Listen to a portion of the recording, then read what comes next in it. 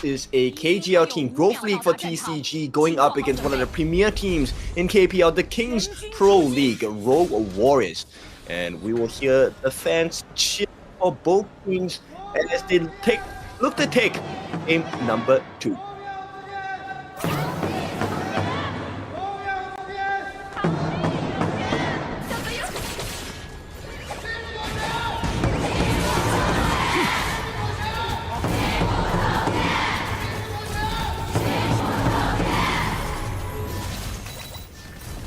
Now starting off the mid lane here to assist Han on that wave here, and the Kitty is already starting to scale into that bottom lane for that disturbance of a 2v2. Flash already committed by Xiaoyu. Alright, there's a lot of damage. The Kitty bombs are landing here. Quite a lot of damage onto Xiaoyu. But here comes the response. The Mai coming with the flash. Knock up Ryu engine as well. Can they finish the job? Looking for the space onto Xiaoyu. This first blood is not going to happen here. But that was a great exchange at the bottom side of the map. One more getting a very good flash revenging here, cutting the health bars from Beimi and also Shuzi, which led to this fire beat going in favor for the side of Rogue Warriors here. Very good execution, I would say. But the composure, man. TCG, if I got hit by that flash Ryu engine, I would have flashed immediately. So Beimi keeping a calm presence of mind to understand that he doesn't need to waste that resource at this point of the game. Yeah, we are on the lower end of the spectrum here. We're only ranked players, and they are the pro players here for the side of TCG. So being able to have that composure, definitely a very well thought of a personality.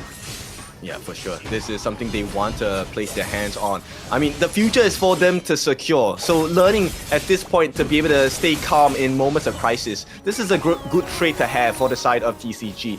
In the meantime here, it's really about how much more resources can you take away from Rogue Warriors, because there is a slight goal lead going to the side of RW. It's a very difficult one, right? When you have the likes of the Zhenren, it's very hard to get the goalie away from TCG because he's the one generating extra 10 to 20% extra gold for his team.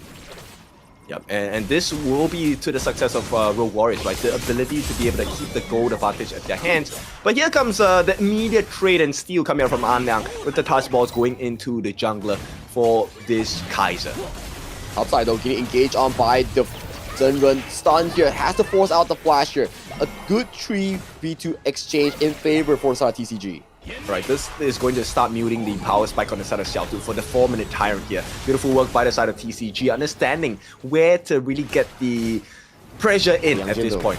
Yeah, but here comes the backup Jingyu as well, looking for that Hound catch, and it is going to be enough sufficient damage here. One more hit will do it. First life gone with the ultimate. 4 signs going to be used, and this is going to be able to save him. But this is one ultimate that is not going to... actually, it is going to be available for the 4-minute tyrant fight. But this is a very smart way that Jinju used the Hound. He was zoning the escape path coming in from the side of Dahai, making sure that he was waiting and waiting until the exploration coming in from the Hound. Right, Invincible War is going to be used on this side for TCG. In the meantime here, Rogue Warriors, they will have to expend that Celestial Melody, and for good use, of course, at this point. Now, take a look at the goal lead. This is going to be Jingyu leading the goal charge for the side of Rogue Warriors. What build is he gonna go though? Usually we see the Yang Jian, some go for the semi-tank, some go for the full damager. He did went for the red jungle item approach into the Axe of Tormentor, so he's gonna be doing a lot of damage in these team fights. He needs the armor pierce, right? For now, he needs the armor shred as well. I think the biggest difference maker here will be the anti-hero item. So we need to see if one more is gonna try and make the difference here with the Venomous Staff.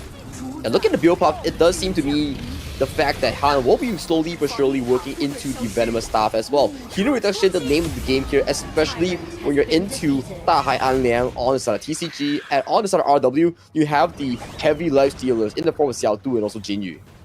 Okay, one more knows that he doesn't have the same kind of wave clear ability, so he actually rushes the Venomous Staff first. Now, he's on the back foot, he's looking for an opening, he knows that someone is there. Han is actually waiting in the brushes, and with that, they will drop the Raging Sandstorm just to push them away. Meanwhile, on the top side, this is not looking good. Xiaotu has to give his life here, no flash to speak of, and first blood goes into the hands of TCG. Credits to An Liang.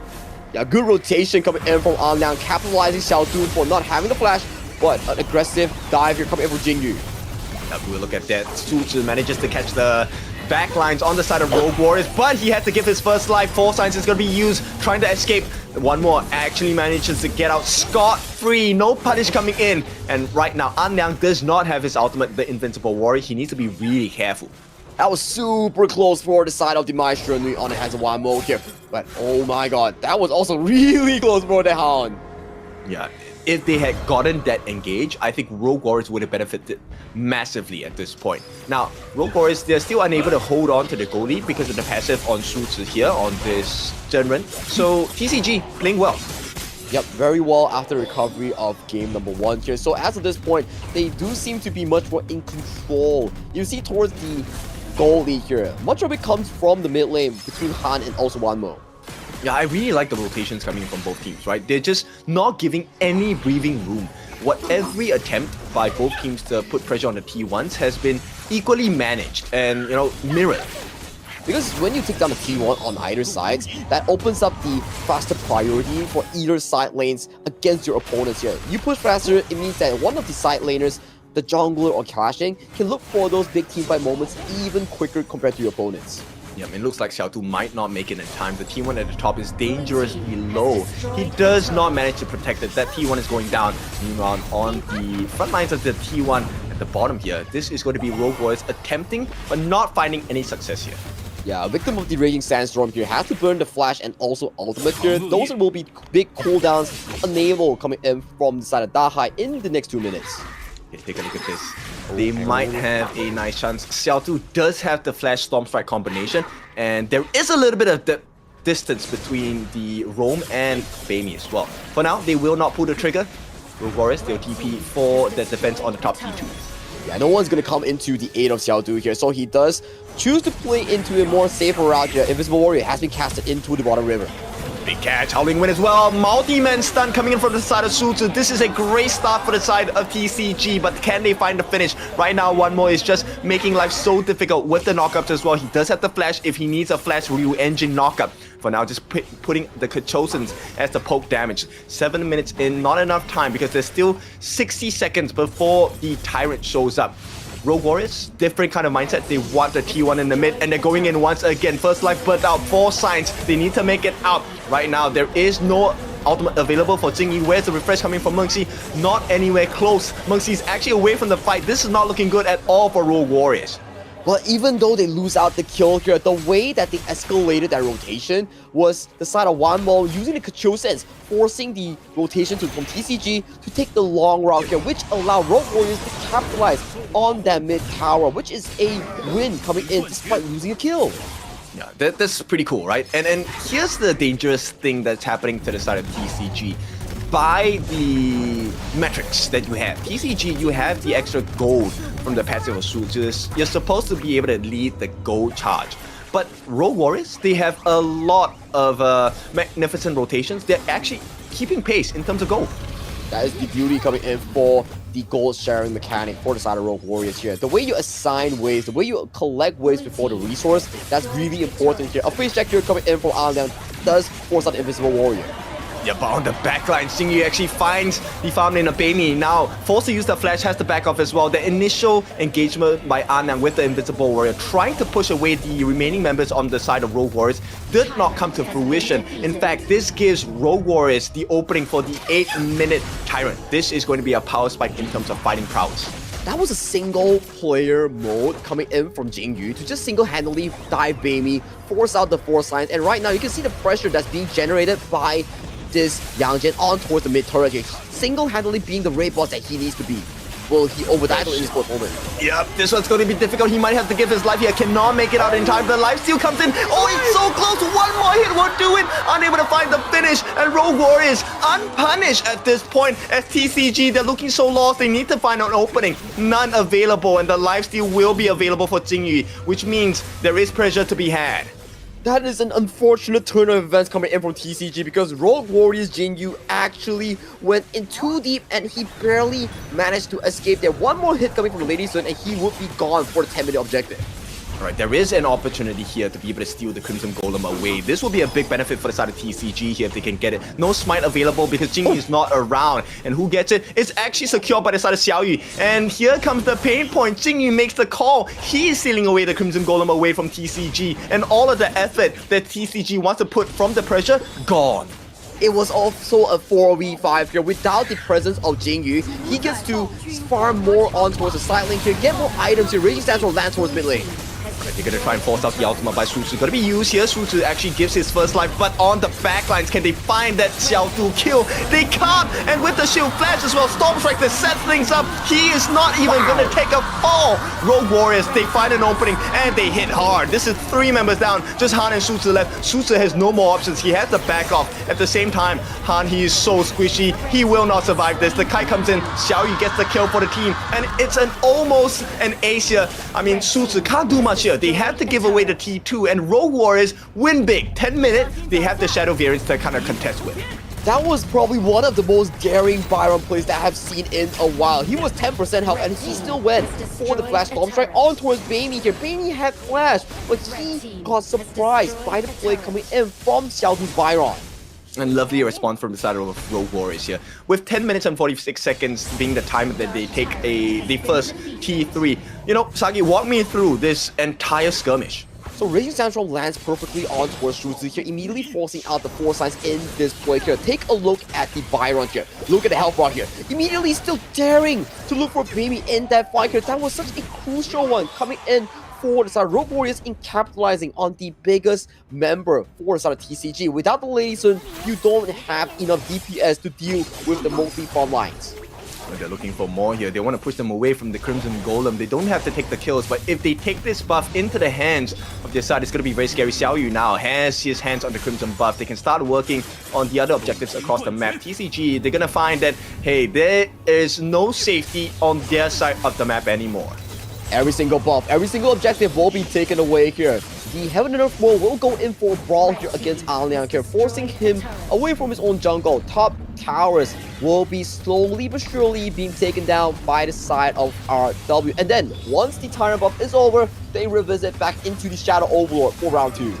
Yep, 24 seconds and counting here. TCG unable to find an opening. This is where they want to push them away. They want the backdoor protection down. They have successfully done that. T2 is going to be secure for the side of Rogue Warriors, which means the doors are open for the T3s. They get the stun. Invincible Warrior going to be popped, but they might not be able to find anything much here. Dahai pops his ultimate, gets caught out immediately. Jingyi facing them all with Fearless.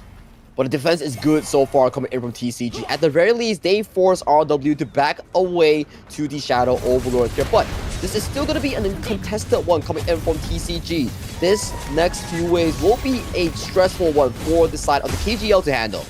It's so hard. Like, you can't fight without the buffs. It's already a difficult situation. You're trailing behind. Nice setup as well. Raging Sandstorm used to separate the team. Dahai wants to go into the backline. Xiao Yu's falling so low, but he will be saved from the help of the teammates as well. They get Dahai down. That's 1 damage source gone. Right now, can they force out Su Zhi to use his ultimate? Does not manage to bake that out. So they will be in a situation where it's 4v5. Rogue Warriors still very much have the advantage here.